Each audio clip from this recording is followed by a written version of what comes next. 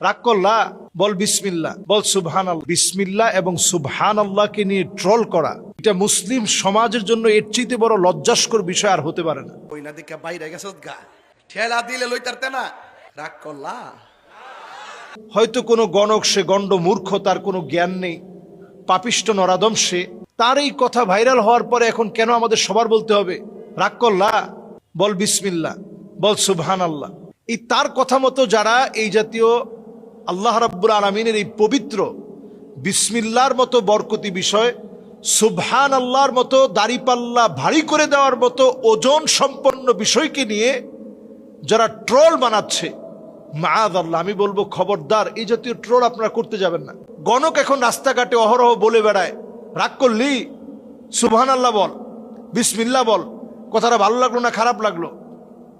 আপনি চিন্তা করেন, বিসমিল্লাহকে কেউ যদি বলে বসে যে বিসমিল্লাহ ভালো লাগে নাই, সুবহানাল্লাহ ভালো লাগে নাই, তৎক্ষণাৎ ওই লোকটা কাফের হয়ে যাবে। যে লোকটা বিসমিল্লাহকে ভালো লাগবে না এটা বলার সঙ্গে সঙ্গে কাফের হয়ে যাবে। তাহলে সে যে কথা বলতেছে মানুষের ঈমান হরণের জন্য এক একটা কথা যথেষ্ট। এরপরে আসুন, সে যে কথাগুলো নর্মালি বলে থাকে যে তুই সবার জন্য অনেক কিছু করিস কিন্তু কেউ তোর কষ্টটা বুঝে না, সবার জন্য তুই সব দিয়ে দিস, সবার জন্য তুই সব কিছু ব্যয় করে ফেলিস, কিন্তু কেউ তোর মনের বেদনাটা বুঝে না। তো স্বাভাবিকভাবে প্রত্যেকটা পরিবারেই সন্তানদের ভূমিকা, তো ছোট হোক বড় হোক, প্রত্যেকের ভূমিকা থাকে। তো বললে তো এই কথাটা মিলে যায় যে আসলে আমি পরিবারের জন্য অনেক কিছু করলাম, ভাইয়ের কাছ থেকে আমি পাই নাই, বোনের কাছ থেকে পাই নাই, এরকম একটা দুঃখ বেদনা তখন মনের মধ্যে স্বাভাবিকভাবেই চলে আসে যে আসলে তো কোনো সত্যি কথা বললো। এরপরে বলে যে তোর এই বছরের ভিতরে 3টা বড় বড় ফাড়া গেছে। ফাড়া মানে বিপদ। তো এরকম ফাড়া কার জীবনে যায় না? প্রত্যেকের জীবনে কিছু না কিছু বিপদ আপদ যায়। আল্লাহ তাআলা পরীক্ষার প্রশ্নপত্র ভিন্ন ভিন্নভাবে করলেও বিভিন্ন রকমের পরীক্ষা আল্লাহ তাআলা দিয়ে থাকেন।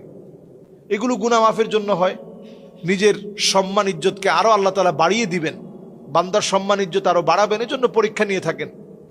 তো তারা বলে তোর এই কয়টা ফাড়া গেছে, সামনে আরো এই কয়টা ফাড়া আছে, রাগ করলি বলে আপনার বললো যে সুবহানাল্লাহ বল, তাহলে তোর ফাড়া কেটে যাবে। আসলে কিন্তু সুবহানাল্লাহ বলে সে অ্যাট্রাকশনটা, তার দিকে আপনার মনোযোগটা সে কিন্তু পুরোপুরি নিয়ে নিচ্ছে। এরপরে সে আপনার চোখে চোখে তাকায় বলল যে এই যে আমি কথাটা বললাম, কথাটা কি ভুল বললাম না ঠিক বললাম? হ্যাঁ ঠিক বলছি। ঠিক বললে তোর সাথে কি আগে কখনো আমার দেখা সাক্ষাৎ হয়েছে? না, দেখা সাক্ষাৎ হয় নাই। মিশা কথা কইস না, মিশা কথা কইলে আল্লাহকে দাবি থাকবে। যেই লোকটা আপনার দাবি শিখাচ্ছে ওই লোকটা আসলে কোনো মুসলমানই না, তার কোনো ইমানই নাই।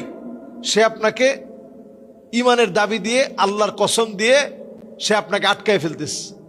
এরপরে দেখবেন বলবে যে আমার কাছ থেকে ওষুধ নেওয়ার জন্য 1 কোটি টাকা দিল, আমি ওষুধ দেই না।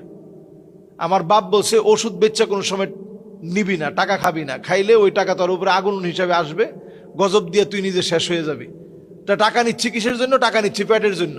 ওই মানে ঘুরায় পেঁচায় সে আপনার কাছে একটা গাছের শিকড় অথবা একটা গাছের পাতা একেবারে বুং বাং দিয়ে আপনার কাছে বিক্রি করে চলে গেল। আপনি মনে করলেন যে আপনার ভাগ্য পরিবর্তন হয়ে যাবে। কোথাও কোথাও একটা পাথর বিক্রি করে দিয়ে গেল, আপনি মনে করলেন এই পাথর আমার ভাগ্য পরিবর্তন করে দিবে। টোটাল এই বিষয়টা সম্পূর্ণরূপে শিরক। এগুলো ইমান বিধ্বংসী বিষয়। এজন্য আমরা এগুলা নিয়ে ট্রল করব না। সবটি মোল্লা হন ঘুমটা মাইরা বইছে, রাইতে রাইতে বান্ডেল খাইতেছে, তো ইচ্ছা মতো জমাইতেছে। চান্দ সময় কিন্তু আইতাছে, সময় কিন্তু আইতাছে বাতিজা, হক কথা কও না। ইসলাম দ্বারা যেমনে মন চামনে ব্যবহার করবা। ইসলাম কি তোমরা লিজ আনছো? ইসলাম হলো একটা ইসলাম, এটা ইয়াজিদি ইসলাম না, এটা হুসাইনি ইসলাম। কথা বলেন ঠিক না?